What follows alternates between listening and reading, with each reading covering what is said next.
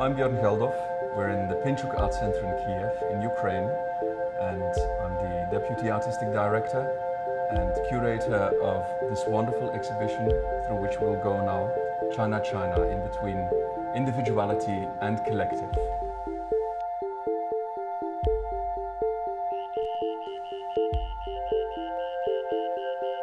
China, China it's an exhibition about two Chinas.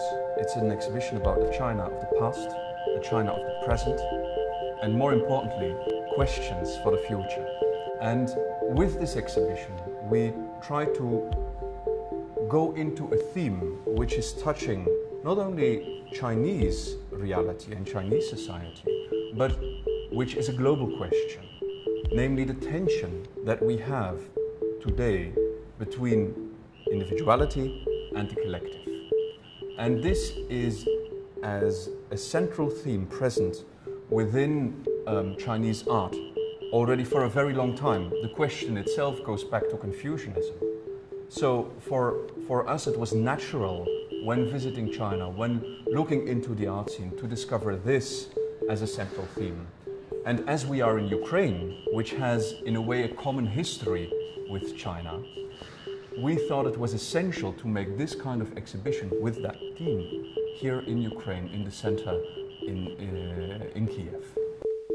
We worked about a year to prepare the exhibition, and what we wanted to do is we wanted to give a complex and multi-layered view, choosing artists which represent different generations, because what we saw is that each generation active now within the Chinese contemporary art is dealing with that theme in a very fundamental way.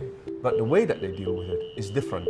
If you look at the generation of Ai Weiwei, in whose space we are, they are much more connected to trying to go back into a historical research and finding a connection with the history of China to bring it back into contemporary society and as part of a discussion for identity.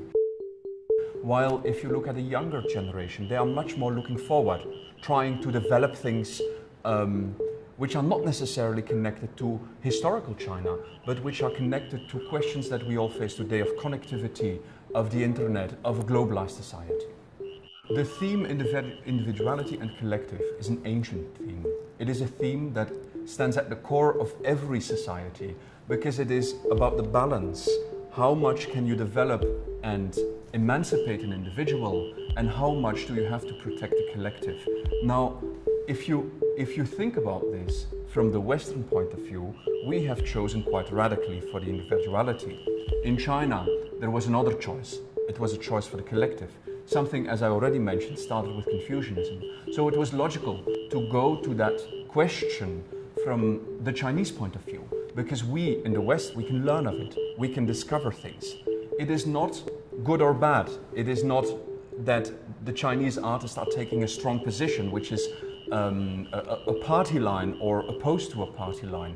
It is a complex form of thinking and artistic practice which touches that theme and gives us, I think, sometimes surprising views into a subject that everyone today has to be very much aware about.